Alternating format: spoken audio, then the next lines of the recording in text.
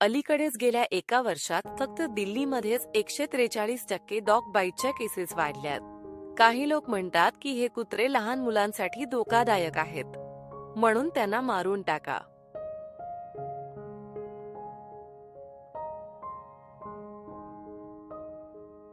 नाही, हे मारून टाका वगैरे सगळ्यात जास्त अमानवी आणि क्रूर आहे. जेव्हा म्हणतात की खूप स्ट्रे डॉग्स झालेत, चला आता त्यांची कत्तल करूया, यापेक्षा क्रूर काही असूच शकत नाही. भारताचे काही राज्य आहेत, जसं की केरळ सारख्या ठिकाणी, जेव्हा पाहतात की कुत्र्यांची संख्या वाढलीये तेव्हा त्यांची सामूहिक कत्तल करतात. पण हा काही उपाय नाहीये. हे तर फारच अमानवीपणाचं लक्षण आहे. खरंच उपाय बघायचा असेल तर नेदरलँड्सकडे बघा. त्यांनी काय केलं? प्रत्येक कुत्र्याचं आधी न्यूट्रिंग केलं आणि मग त्याला व्हॅक्सिनेट केलं.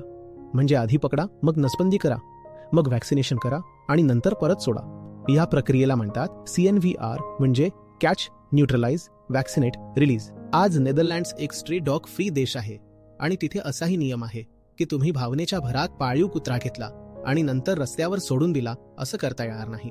जर तो पेट डॉग असेल तर त्याचं रजिस्ट्रेशन केलं जातं, मायक्रोचिप लावली जाते.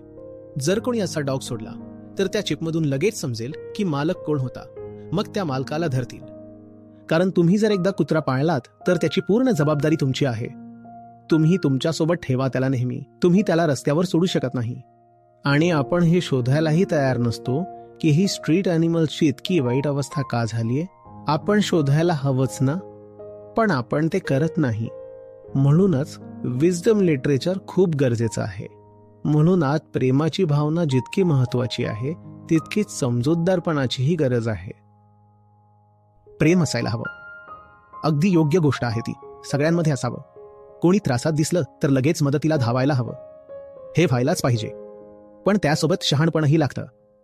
शहाणपण नसेल तर आपलं काम फार छोटं होतं, स्थानिक आणि संकुचित होत जातं. हे जे प्राणी आहेत ना, जेवढे आहेत, हे सगळे आपले भाऊ बहीण आहेत.